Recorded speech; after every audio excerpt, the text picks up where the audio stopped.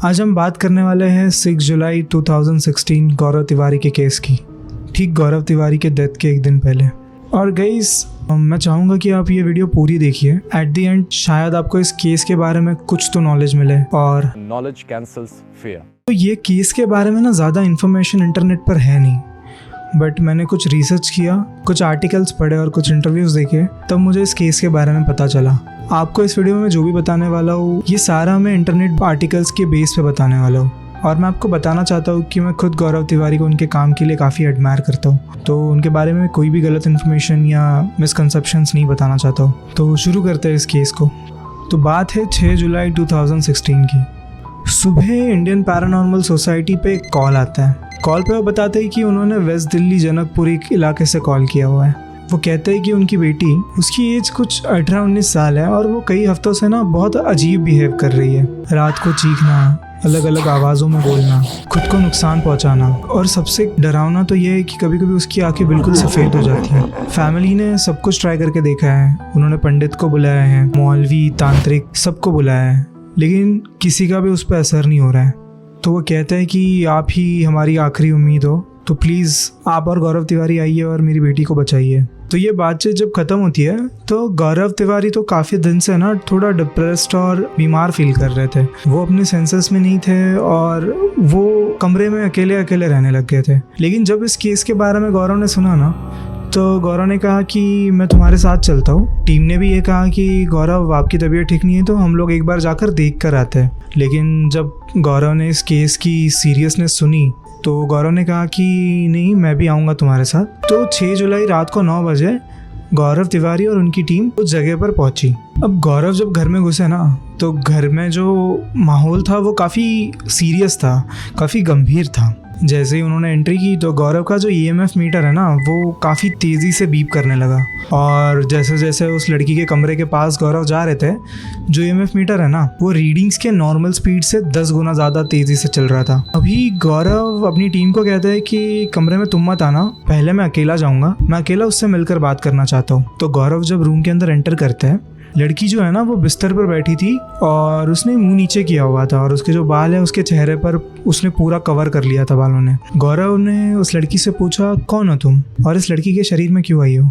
5 second तक एकदम खामोशी थी और उस लड़की ने ना अचानक से गौरव की तरफ गर्दन मोड़कर देखा और वो जोर जोर से हंसने लगी। और उसने उसको ऐसा देखा ना कि जैसे वो पहले से गौरव को जानती है।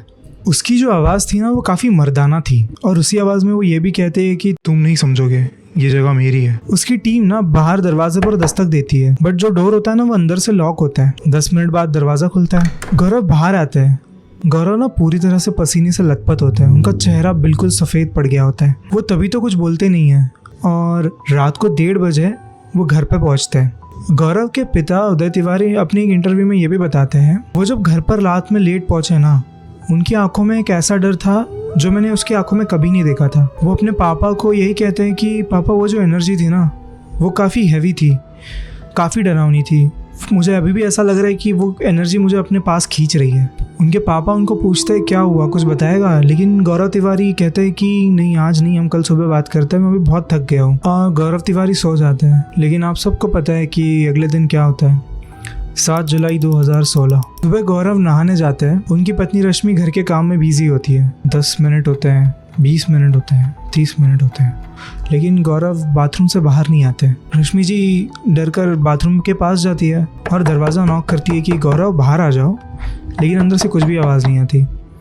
काफ़ी देर कोशिश करने के बाद रश्मि जी पड़ोसियों को बुलाकर दरवाज़ा तोड़ती है और जब दरवाज़ा खुलता है, गौरव फर्श पर पड़े रहते हैं। उनके गले पे एक काली लकीर, गहरी, साफ, हाथ और पैर अजीब तरह से मुड़े हुए। कोई सुसाइड नोट नहीं, कोई वार्निंग नहीं। उनकी मौत को पुलिस सुसाइड कह के क्लोज कर देती है। लेकिन सवाल ये है, जो आदमी रोज इन स्पिरिट से बात करता था, उनसे लड़ता था, जो इन सब चीज़ों के बारे में इतना गहरा सोचता था, और अभी कल रात एक केस से लौटा था, वो अचानक इतना टूट गया कि उसने सुसाइड कर लिया, वो भी बिना किसी नोट के, बिना किसी वार्निंग के। दिल्ली पुलिस की रिपोर्ट में ना उनका कहना था कि गौरव फाइनेंशियल प्रॉब्लम्स में थे, फैमिली उनके काम से खुश नहीं थी, तो वो डिप्रेशन में भी थे, इसलिए उन्होंने सुसाइड कर लिया।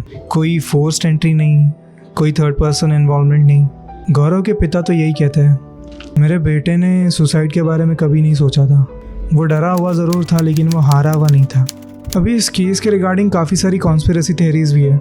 कुछ लोगों का मानना है गौरव को मारा गया था क्योंकि उन्होंने कुछ ऐसा जान लिया था जो उन्हें शायद नहीं जानना था, कि जो सारे इक्विपमेंट्स थे वो भी गायब हो गए थे और उनका जो लास्ट EVP रिकॉर्डिंग है वो भी कभी पब्लिश नहीं हुआ। और सबसे डरावनी बात, गौरव की मौत के बाद जो जनकपुरी का केस था ना, वो लड़की पूरी तरह से नॉर्मल हो गई थी, जैसे उसका स्पिरिट किसी और के साथ चला गया हो। कहानियाँ या कॉन्स्पिरेसी जो भी हो, लेकिन एक बात तो सच है कि गौरव तिवारी एक काफ़ी होनहार और इंस्पायरिंग पर्सनालिटी थे। उनका चीज़ों को देखना नज़रिया काफ़ी इंटरेस्टिंग था। वी ऑल जस्ट होप कि may his soul rest in peace. तो मिलते हैं नेक्स्ट वीडियो में। ऐसी कहानियों के लिए please subscribe to 0M channel. तब तक के लिए हर हर महादेव।